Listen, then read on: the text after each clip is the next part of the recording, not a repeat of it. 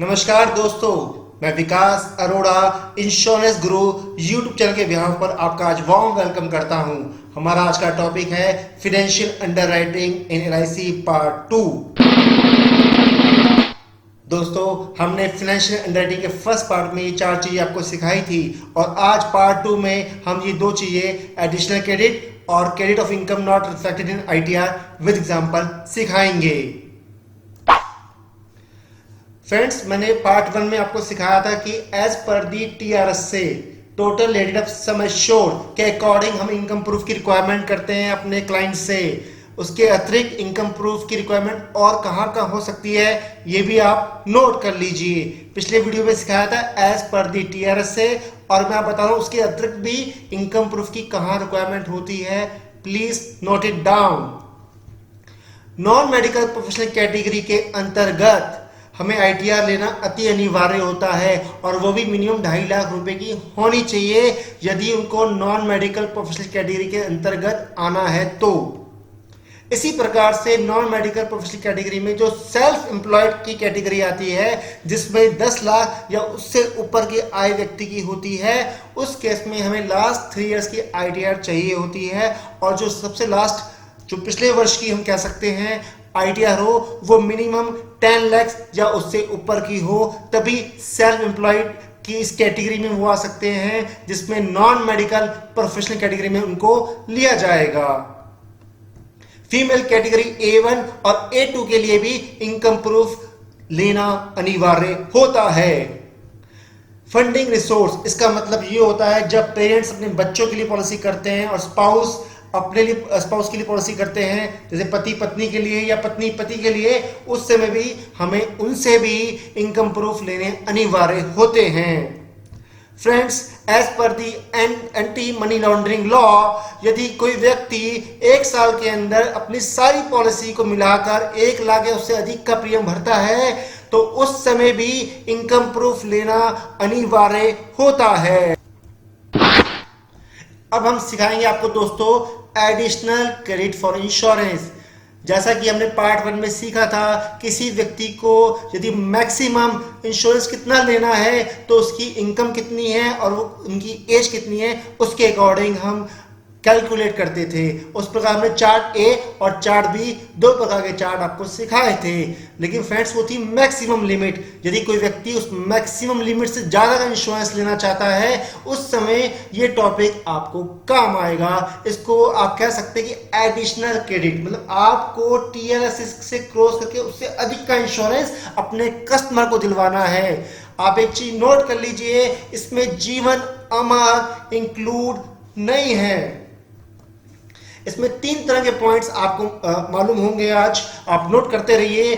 Funding from income of the spouse, यदि पति पत्नी को, पत्नी पति को हेल्प करती है पॉलिसी लेने के लिए तो उसके अंतर्गत भी जो टीआरएससी की सीमा है वो बढ़ाई जा सकती है, बढ़ सकती है। और दूसरा पॉइंट है क्रेडिट फ्रॉम पेरेंट्स इनकम, मतलब जब पेरेंट्स बच्चों की, मतलब ऐसे बच्चे जो सेटल हो चुके हैं, मैं उन बच्चों की बात कर रहा हूँ, मेजर बच्चों की बात कर रहा हूँ, उसमें भी पेरेंट्स अपनी इनकम से उनको हेल्प करते हुए उनकी टीआरएससी की लिमिट को बढ़वा सकते हैं। और तीसरा पॉइंट है दोस्तों special MHR by our respected MM and SDM sir, वो अपनी एक स्पेशल एमएचआर जब देंगे उसके अंतर्गत भी टीआरएससी की लिमिट को हम बढ़ा सकते हैं। इससे आपके माइंड में बात आएगी, जो टीआरएससी की अपनी लिमिट सीखी है चार्ट ए और चार्ट बी के माध्यम से उसको भी बढ़ाया जा सकता है और उसको हम कहेंगे additional credit for insurance. But दोस्तों ये जीवन अमर के अंतर्गत अप्लाई नहीं होगा। अब हम फर्स्ट पॉइंट समझाएंगे दोस्तों, funding from income of the spouse. पति पत्नी को, पत्नी पति को हेल्प कर सकता है जिससे कि टीआरएससी की लिमिट को बढ़ाया जा सके। आप इस पॉइंट को अवश्य नोट कीजिएगा कि सबसे पहले ये देखा जाएगा जो भी फंड्स दे रहे हैं हस्बैंड वाइफ को या वाइफ हस्बैंड को, वो खुद भी प्रॉपरली एडुकेटली इंश्योर्ड हो और वो मैक्सिमम कितनी फंडिंग कर सकते हैं जितनी खुद की इनकी सीमा हो।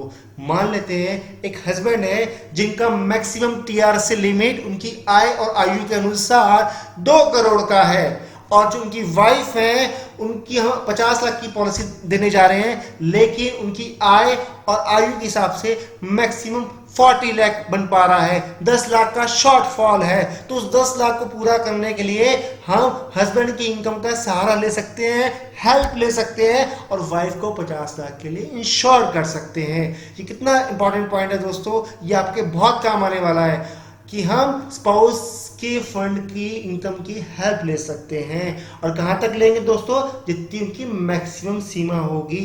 एक पॉइंट छोटा सा मैं बता दूं यहां पर, ये देखना भी जरूरी होगा कि उनका खुद का भी उतना इंश्योरेंस हो। वो कितनी हेल्प कर पाएगा, जितना वो खुद भी इंश्योर होगा, वो उससे ज्यादा की हेल्प नहीं कर पाएगा। मान लेते हैं हस्बैंड 2 करोड़ की लिमिट रखता है टीआरएसए की, वाइफ की हम 40 लाख की पॉलिसी की लेने जा रहे हैं और मैंने कहा कि वो 50 लाख की पॉलिसी करना चाहते हैं, 40 लाख की उनकी लिमिट है, तो 10 लाख, जो ये 10 लाख का हमें हेल्प लेना है, हस्बैंड से लेना है। और हम देखते हैं कि हस्बैंड की तो टीआरएसए लिमिट 2 करोड़ की है, बट उनका इंश्योरेंस तो है ही नहीं।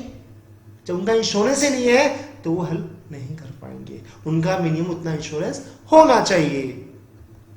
और दूसरा पॉइंट, जो भी चाहे हस्बैंड या वाइफ जो फंडिंग कर रहा है वो अपने इनकम प्रूफ अवश्य रूप से देगा। प्लीज नोट इट डाउन, ये आपके फ्यूचर में काम आ सकता है। अब एक पॉइंट मैं आपको और सिखा दूं कि पेरेंट्स की जो इनकम होती है, माता और पिता जिसमें सम्मिलित हैं, उनसे भी हमको क्रेडिट मिल सकता है। वो किस प्रकार मिलेगा, मैं एक टेबल फॉर्म में आपको सिखाता हूं। ये टेबल आपके समक्ष है। पहला पॉइंट है 18 से 25 का, इसके अंतर्गत मैक्सिमम 1 करोड़ तक का अपने बच्चों के लिए वो फंडिंग कर सकते हैं, लेकिन उसकी सीमा उनको क्या देखनी पड़ेगी दोस्तों, जितना उनकी आयु और इनकम के हिसाब से उनका टीआरएसए बनता है, वो अपनी आयु और आय उसके हिसाब से टीआरएसए बनता है, उससे अधिक की हेल्प नहीं कर पाएंगे। मान लेते हैं उनका कुछ भी बनता है, जैसे मान लेते हैं उनका 10 लाख का बनता है, उनकी मैक्सिमम टीआरएसए 10 लाख का बनता है और उसमें से 3 लाख का पॉलिसी उन्होंने पहले से ले रखी है, तो 7 लाख के लिए लिमिट के लिए हेल्प कर पाएंगे। तो ये पॉइंट बहुत इंपॉर्टेंट है।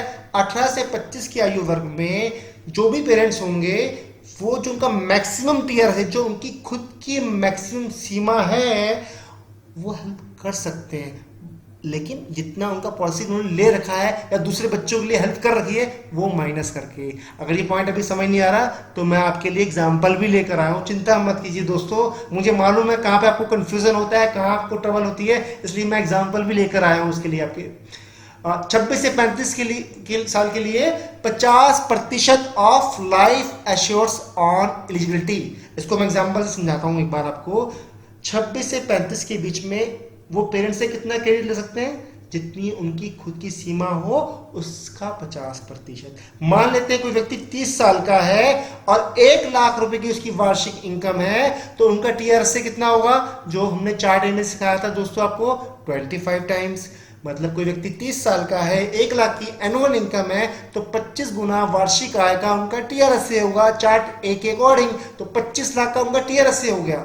तो ये पॉइंट कहता है जो 25 लाख की मैक्सिमम लिमिट है उसका हाफ 12.5 लाख। तो इसका मतलब ये है कि 12.5 लाख के लिए हम पेरेंट्स से हेल्प ले सकते हैं, बट जीवन मरण के केस में नहीं दोस्तों।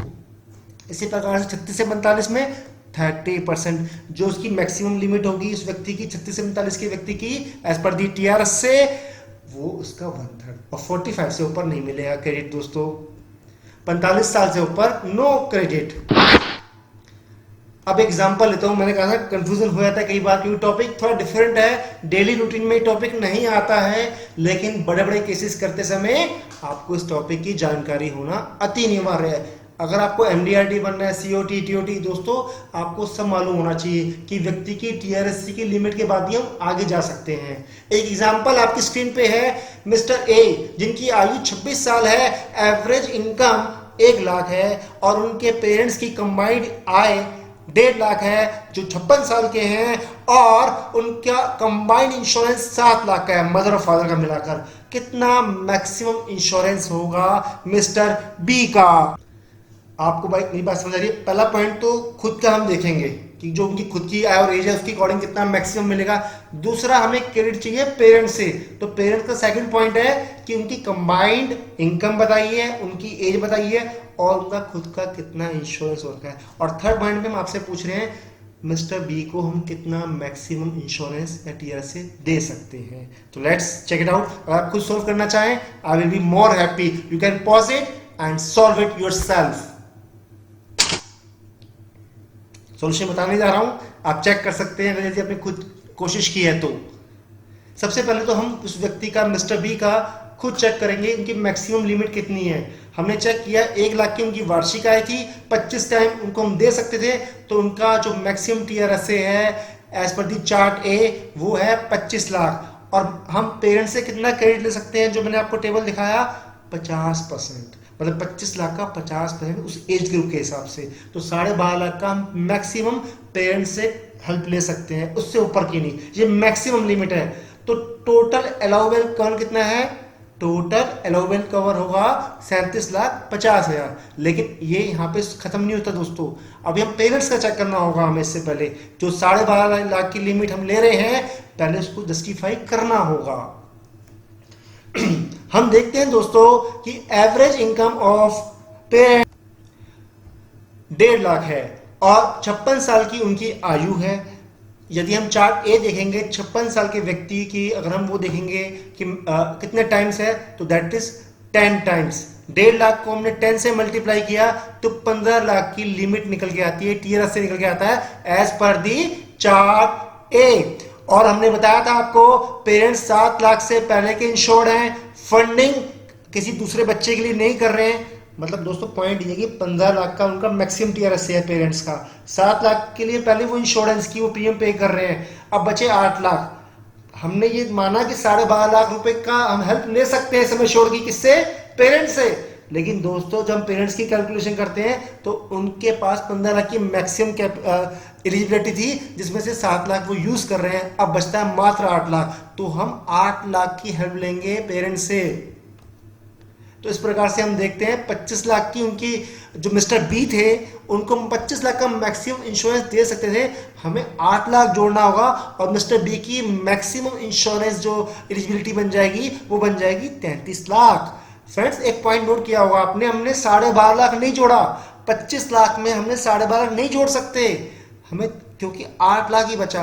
और मान लेते हैं 15 लाख की मैक्सिमम उनकी लिमिट थी और 12 लाख वो यूज कर रहे होते तो मैं 3 लाख जोड़ते, क्योंकि पेरेंट्स से हमें क्रेडिट कहाँ का मिलेगा, जो बचा हुआ होगा, जो मैक्सिमम टीआरएस से उनको मिल रहा है और जो वो यूज कर चुके हैं वो माइनस करेंगे, जो बचेगा वो हमको मिलेगा। लेकिन मैक्सिमम कितना मिलेगा, जो हमने चार्ट सिखाया था आपको, 50% of the eligibility of that person. 25 lakh की उनकी एलिजिबिलिटी थी, 12.5 लाख का ही मैक्सिमम मिलेगा।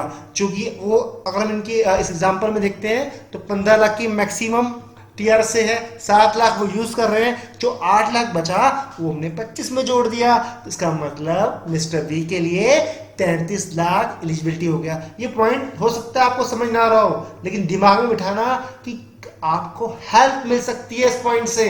ये ऐसा पॉइंट है जो आपको फ्यूचर में हेल्प करेगा। पहला पॉइंट मैंने आपको सिखाया था, स्पाउस से फंडिंग की हम हेल्प ले सकते हैं। दूसरा पॉइंट फ्रॉम पेरेंट्स, पेरेंट्स से भी हमको एडिशनल क्रेडिट मिलेगा दोस्तों। Please note it down, this is very useful. मैं आपको बताना चाहूंगा इस तरह की ट्रेनिंग, इस तरह के नोट्स आपको कहीं नहीं मिलने वाले। कीप वॉचिंग आवर वीडियोस, शुरू से लेकर अंत तक देखना, तभी दिमाग में बैठेगा। अगर आप वीडियोस पूरा नहीं देखेंगे चीजें समझ नहीं आएंगी दोस्तों।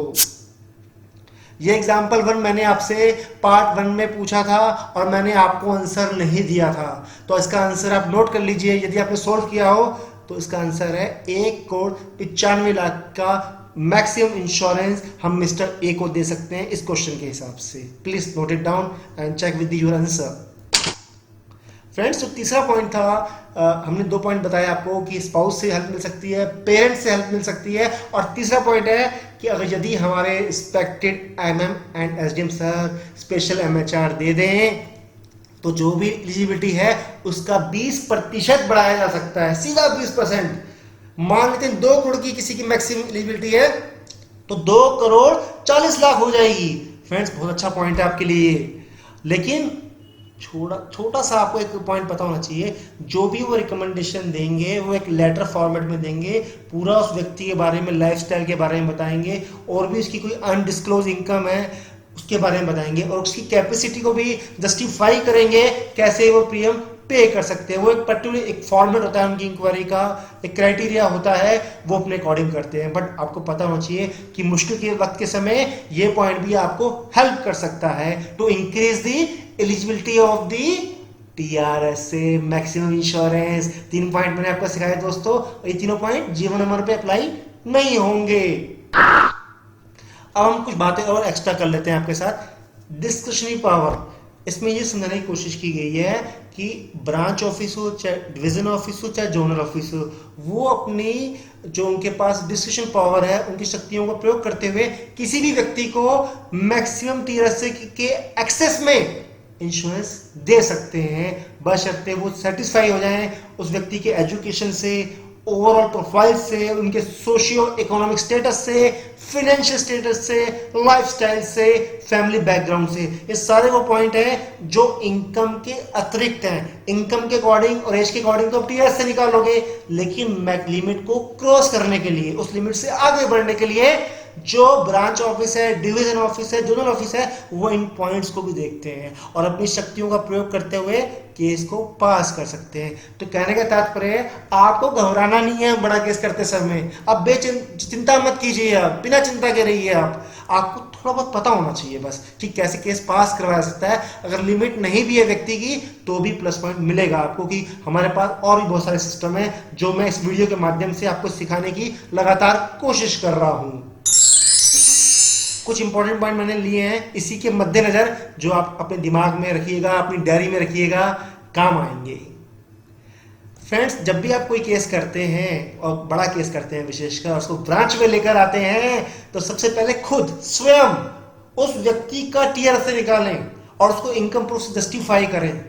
आप अगर सेटिस्फाई हैं नो प्रॉब्लम, लेकिन अगर आप सेटिस्फाई नहीं है तब दिमाग चलना चाहिए। ये नहीं हमने किसी का 5 करोड़ का केस कर दिया, 10 करोड़ का केस कर दिया, सीधा ब्रांच में आ गए।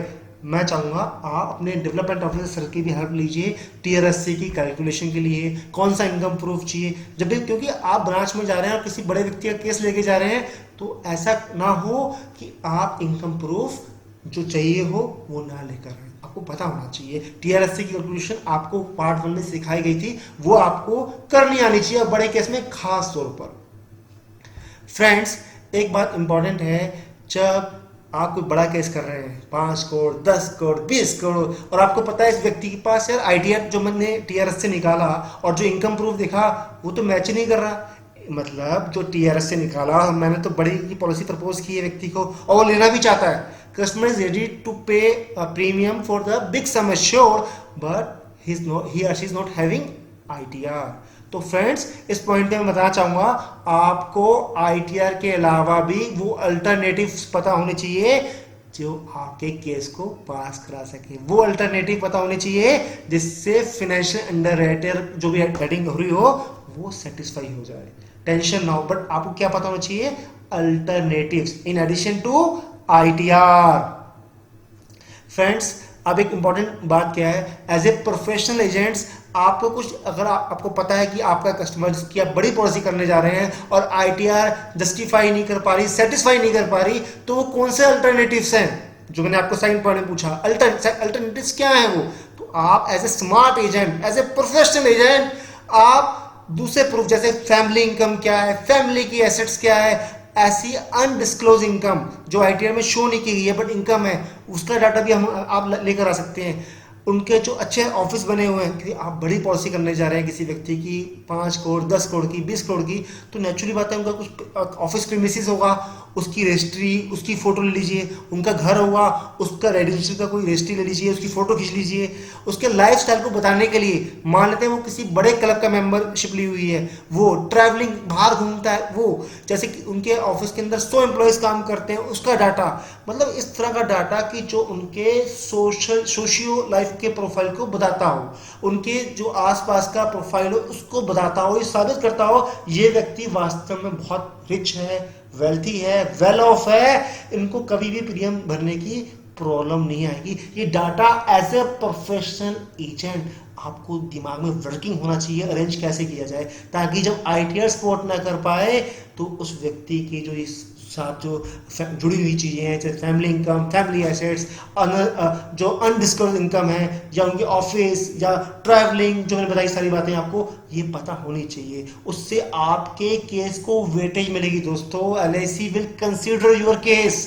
तो आपको टीआरएससी की लिमिट तक नहीं रहना है। यदि आप उससे आगे जाना चाहते हैं तो ये बातें आपको पता होनी चाहिए। फ्रेंड्स देखिए, मैं इन शॉर्ट आपको बताऊंगा, जो भी हमारी कंपिटेंट अथॉरिटी है, हायर ऑफिस है, जब भी हम इंश्योरेंस ज़्यादा दे रहे हैं, टीआरएससी को क्रॉस कर रहे हैं, उसके उससे एक्सेस में इंश्योरेंस दे रहे हैं, वो सेटिस्फाई हो सकते हैं। हमारे पास आईटीआर नहीं है, वो सेटिस्फाई हो सकते हैं, प्रोवाइडेड यदि हम उनको सेटिस्फाई करें प्रॉपर डॉक्यूमेंटेशन से, प्रॉपर प्रूफ देकर कि व्यक्ति वेल ऑफ है, तो हम उनको डिजायर्ड इंश्योरेंस दिलवा सकते हैं। ये पॉइंट आपको पता होने चाहिए। जब प्रैक्टिकली इस पॉइंट्स को आप करेंगे तो चीज़ें बहुत सरल लगेंगी। ये पॉइंट्स मैंने इंपॉर्टेंट पॉइंट्स स्लाइड इसलिए बनाया कि आपको माइंड में टेंशन नहीं लेनी है टीआरएसए को लेकर, इनकम प्रूफ को लेकर कि आईटीआर इनकम प्रूफ है। आईटीआर के अलावा दुनिया में बहुत सारी चीजें हैं जो ये बता सकती हैं कस्टमर कितना वेल ऑफ है। तो पॉइंट्स नोट करते होंगे, कर रहे होंगे आप, ऐसी मैं आशा करता हूं। एक पॉइंट बड़ा अच्छा लाया हूं मैं आपके लिए, जब किसी के पास इनकम प्रूफ ही नहीं होगा, जब किसी के पास इनकम प्रूफ नहीं होगा और किसी को आप बड़ी पॉलिसी बेचना चाहते हैं, बड़ी, I am not talking about small policies, I want to make you professional, I want to see you as a MDRT, आप किसी को बड़ी पॉलिसी बेचाते हैं, उसके पास इनकम प्रूफ नहीं है। फ्रेंड्स ये कैसा कब होगा? मान लेते हैं कोई यंग व्यक्ति है, उसने अभी नया बिजनेस स्टार्ट किया है, 1 महीना हुआ, 6 महीने हुए, 1 साल हुआ है, आईटीआर नहीं भरी उसने, उसके पास 3 साल की आईटीआर कहां से आएगी? उसने तो अभी बिजनेस स्टार्ट किया है और उसको आप बड़ी पॉलिसी समझाने के लिए बैठे हुए हैं, उसके आप 1 करोड़ की पॉलिसी समझा रहे हैं, 2 करोड़ की पॉलिसी समझा रहे हैं, उसके पास आईटीआर ही नहीं है, वो नया बिजनेस करना है, उसने नया बिजनेस स्टार्ट किया है।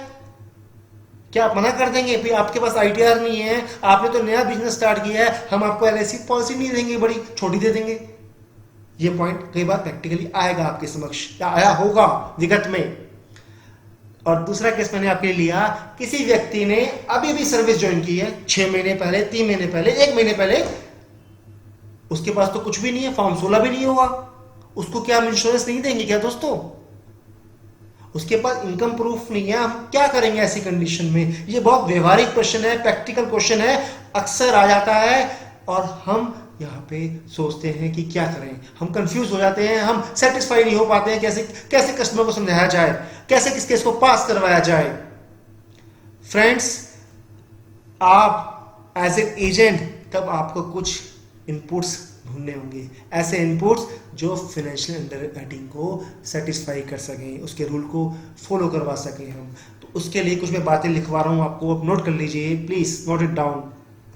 यदि कोई व्यक्ति बिजनेस कर रहा है, उसने अभी नया बिजनेस स्टार्ट किया, 6 महीने हुए, 8 महीने हुआ, 10 महीने हुए, 1 साल भी हो गया है, मान लीजिए, आईटीआर नहीं भरी, नया बिजनेस है, तो फ्रेंड्स हमें कुछ इंफॉर्मेशन गैदर करनी है, जैसे उसकी बिजनेस की प्लानिंग क्या है, स्ट्रेटेजी क्या है, उसने कुछ प्रोजेक्ट्स, क्योंकि नया बिजनेस लिया, स्टार्ट किया है, उसने कुछ प्रोजेक्ट्स अंडरटेकन किए होंगे, कुछ लिए होंगे, कॉन्टैक्ट लिए होंगे मार्केट से, उसकी डिटेल मिल जाए। उसने अगर नया बिजनेस स्टार्ट किया है, उसने बैंक से लोन भी लिया होगा, उस लोन से, मान लो लोन लिया 50 करोड़ का, 10 करोड़ का, 1 करोड़ का, तो लोन लिया, बैंक ने भी तो लोन दिया होगा ना कुछ एक सोच समझ कर, बैंक ने भी पूरा चेक किया होगा कि बिजनेस लोन देने जा रहे हैं। आजकल वैसे ही एनपीए बहुत हो रहा है दोस्तों, तो उस पॉइंट से लोन मिलना इतना आसान नहीं होता है, तो वो भी आपके लिए इंपॉर्टेंट होता है कि बैंक को लोन दे सकता है तो बड़ी इंश्योरेंस भी दी जा सकती है।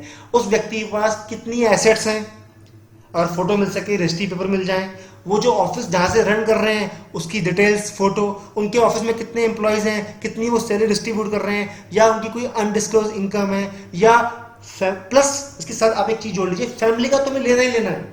जब हमारे पास इनकम प्रूफ नहीं है, इन सब चीज़ों के साथ फैमिली बैकग्राउंड, ताकि फैमिली सपोर्ट कर सके। एक छोटा सा एग्जांपल लूंगा, एक व्यक्ति है, मान लो उसका एक लौता बेटा है, और जो फादर है खुद उसकी 5 शोरूम है उनके, और बेटे को उन्हें अभी नया नया बिजनेस स्टार्ट किया है। तो जब इस तरह केस आता है और अपने बेटे के लिए 5 करोड़ की, 10 करोड़ की पॉलिसी डिमांड करता है, 1 करोड़ की पॉलिसी डिमांड करता है, तो हम सोचते हैं इसका तो नया बिजनेस है, खुद की तो इनकी कोई इनकम नहीं है। उस समय फादर की जितने भी ऑफिस हैं वो ये लिख कर देगा कि फ्यूचर में मेरा बच्चा ही संभालने वाला है, मेरा इकलौता बेटा है। मैं एग्जाम्पल टू एग्जाम्पल की बात कर रहा हूँ, केस टू केस की बात कर रहा हूँ। तो LIC विल कंसीडर कि जो पेरेंट्स की इनकम है वो भी फ्यूचर में इनको मिलने वाली है। तो LIC can consider many more things, बशर्ते आप अपना दिमाग वर्किंग में रखें कि ITR के अलावा भी दुनिया में बहुत सारी चीजें हैं। जैसे मैंने इसमें लिखा विद PFQ के अंदर भी इस तरह की इंफॉर्मेशन पूछी जाती है, हम उस फॉर्म का भी यूज कर सकते हैं। फ्रेंड्स, जब कोई व्यक्ति नई सर्विस में आता है उसका आप अपॉइंटमेंट लेटर लीजिए ना, एम्प्लॉयमेंट कॉन्ट्रैक्ट लीजिए जो उनको मिला होगा, और यदि 3 महीने हो चुके हैं 3 महीने की सैलरी स्लिप, 1 महीना हो तो 1 महीने की सैलरी स्लिप लीजिए दोस्तों। और जो सैलरी जहां पे क्रेडिट होती है उसकी बैंक स्टेटमेंट ले लीजिए ताकि प्रूफ हो जाए सैलरी वास्तव में क्रेडिट होती है।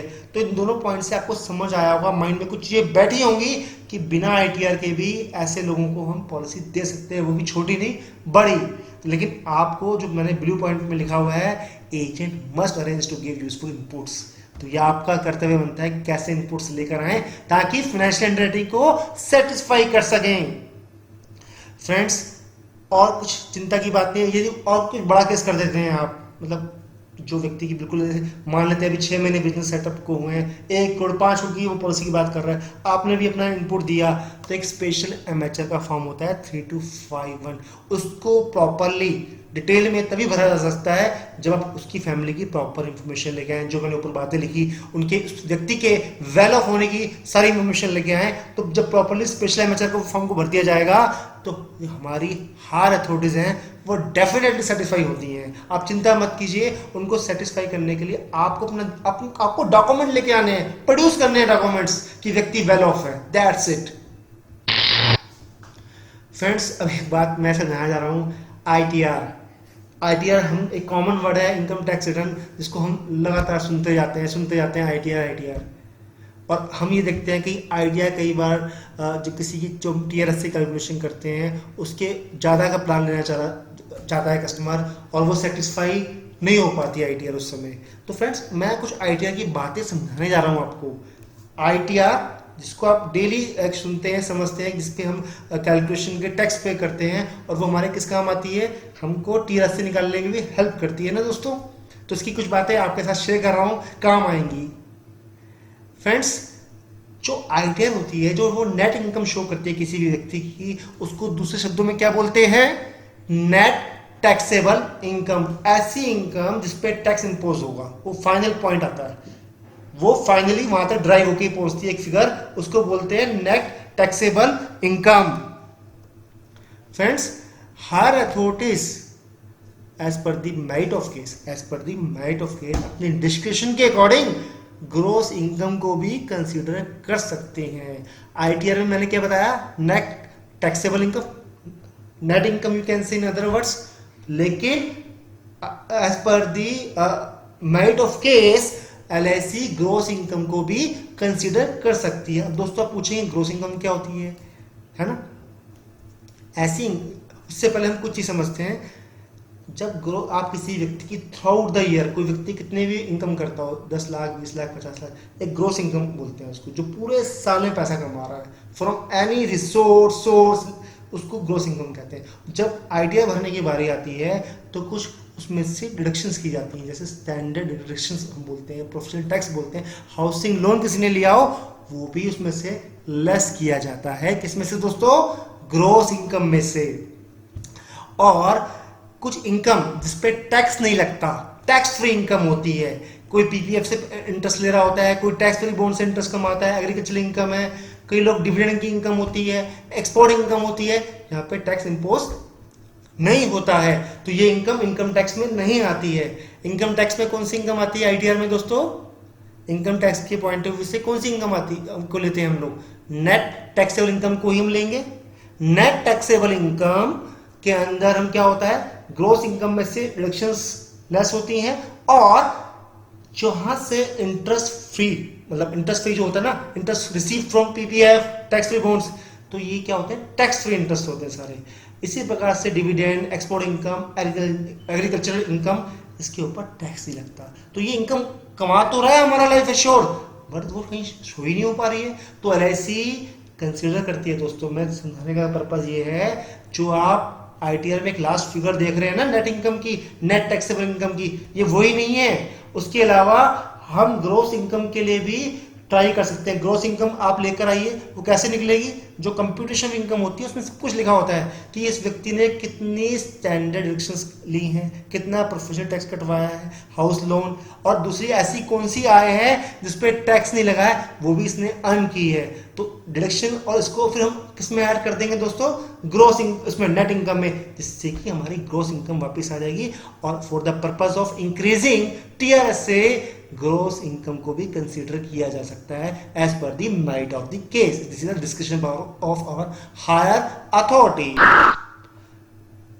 अभी हम इस बारे में डिस्कस कर रहे थे आपसे कि आईटीआर, इसमें कुछ और पॉइंट आप प्लीज नोट कर लीजिएगा फ्रेंड्स। जैसे कि मैं आपको बता रहा था कि टैक्स फ्री इनकम, कई बार क्या होता है कि टैक्स फ्री इनकम का कोई कंप्यूटेशन में यूज नहीं होता। कस्टमर सोचता है इसमें तो क्या कहते हैं टैक्स लगना नहीं है, तो कई बार वो शो नहीं करते हैं। तो अगर उसका प्रूफ भी आप ले लें, चाहे भले ही उन्होंने कंप्यूटेशन इनकम में शो किया है नहीं किया है, आप ऐसी सारी इनकम के आईटीआर के अलावा जितना भी उन्होंने इनकम कहीं से भी अर्न किया है, प्रपोजल फॉर्म के साथ लगाइए, टीआरएस से बढ़ जाता है, एलआईसी कंसीडर करती है दोस्तों। जैसे कि मैंने आपको पहले बताया, जितनी भी नेट इनकम को निकालने के लिए ग्रोस इनकम में से डिडक्शंस हुई हैं और इनकम को नहीं जोड़ा गया है जो टैक्स फ्री थी, उन दोनों को we will add in total income and increase the maximum insurance eligibility. Friends, ये छोटा सा पॉइंट मैं ले जा रहा हूँ, ये इंपॉर्टेंट पॉइंट है, लेकिन आपको पता होना चाहिए, नॉलेज के लिए कम यूज होता है। जैसे प्रॉफिट एंड लॉस के अंदर डेप्रिसिएशन लगता है, मतलब आप देखिए डेप्रिसिएशन को एक एक्सपेंस माना जाता है। कई बार कंपनीज या फर्म्स 10% से अधिक का डेप्रिसिएशन लगाती हैं, उससे प्रॉफिटेबिलिटी कम हो जाती है।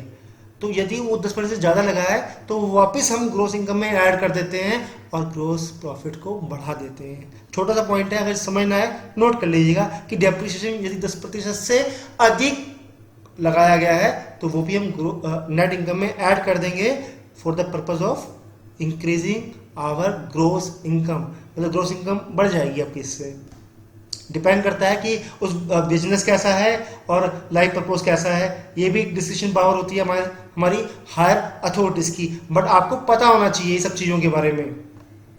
फ्रेंड्स, कहने का तात्पर्य ये है कि आईटीआर के बारे में जो मैंने चीज़ें बताई, व्यक्ति पूरे वित्तीय वर्ष में लॉफुल रिसोर्सेज से, मतलब कानूनी रूप से जितना भी पैसा कमाता है, चाहे वो टैक्स फ्री इनकम है चाहे वो टैक्सेबल इनकम है, वो दोनों ऐड की जाती है ताकि हम, और उसके प्रूफ अगर आप हमें देते हैं जो टैक्स फ्री इनकम है उसके भी, तो ताकि हम अपना जो हमारा कस्टमर है उसका टीआरएस से बढ़ा सकें। फ्रेंड्स, ये आईटीआर के बारे में मैंने आपके 5-10 मिनट इसलिए लिए कि ये चीज़ दिमाग में होनी चाहिए। कौन सी चीज़ कहाँ काम आएगी नोबडी नोस, पता सब कुछ होना चाहिए। अगर याद नहीं है चलेगा, लेकिन हिंट दिमाग के बैक एंड में होना चाहिए कि आईटीआर में एक नेट इनकम होता है, ग्रोस इनकम होता है, और ये भी पता होना चाहिए कुछ टैक्स फ्री इनकम होती है और स्टैंडर्ड डिडक्शंस, हाउसिंग लोन की आइटम्स होती हैं। इससे भी काम करेगा, काम चलेगा आपका, लेकिन पता होना चाहिए। ये टॉपिक मैंने लिया है, ये टॉपिक कहीं मिलने वाला नहीं है दोस्तों,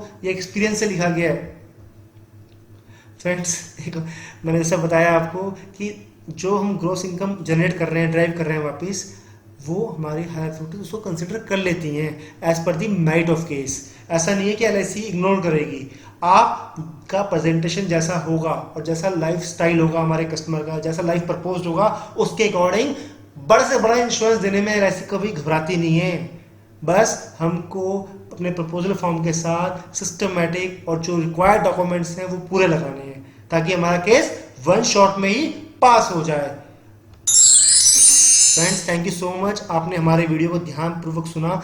फ्रेंड्स, ये फाइनेंशियल अंडरराइटिंग का पार्ट 2 था, जिसमें मैंने ये बताने की कोशिश की आपको कि जब किसी व्यक्ति की इंश्योरेंस लिमिट खत्म हो जाए उससे आगे हम कैसे जा सकते हैं। चाहे वो एडिशनल क्रेडिट की बात हमने आपके साथ की, चाहे हमने income tax return point of view से, ग्रॉस प्रॉफिट से भी अपना जो इंक्रीज किया हमने टीआरएससी की लिमिट को। दोनों चीज़ मैंने आपको बेहतर रूप से सिखाई। एक पॉइंट और सिखाया कि इनकम प्रूफ की रिक्वायरमेंट टीआरएससी के अलावा कहाँ कहाँ होती है। आशा करता हूँ आपने अच्छी तरह नोट किया होगा। थैंक यू सो मच, और सब्सक्राइब करना ना भूलें, बेल का बटन प्रेस करना ना भूलें, क्योंकि अगले वीडियो का नोटिफिकेशन जब भी आएगा जब आप बेल प्रेस कर करेंगे। अच्छा लगा तो अपने दोस्तों में शेयर कीजिए ना, और लाइक करना तो बिल्कुल मत भूलिएगा। लाइक करेंगे तो it will motivate me to make more and more videos which will help you to grow, to make you professional, my dear friends. Please like it, and I need this your like. So friend, thank you so much and keep watching my videos.